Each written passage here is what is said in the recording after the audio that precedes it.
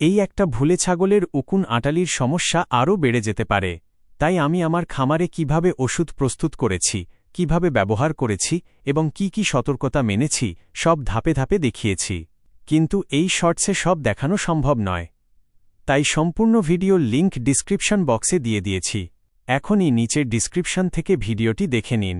আর এমন আরও কাজের ভিডিও পেতে চ্যানেলটি সাবস্ক্রাইব করুন। এই একটা ভুলে ছাগলের উকুন আঁটালির সমস্যা আরও বেড়ে যেতে পারে। তাই আমি আমার খামারে কিভাবে ওষুধ প্রস্তুত করেছি, কিভাবে ব্যবহার করেছি এবং কি কি সতর্কতা মেনেছি সব ধাপে ধাপে দেখিয়েছি। কিন্তু এই শর্টসে সব দেখানো সম্ভব নয়।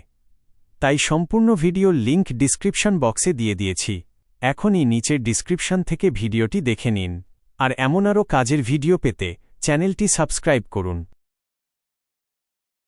এই একটা ভুলে ছাগলের উকুন আঁটালির সমস্যা আরও বেড়ে যেতে পারে।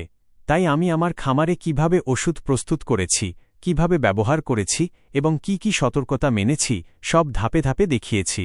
কিন্তু এই শর্টসে সব দেখানো সম্ভব নয়।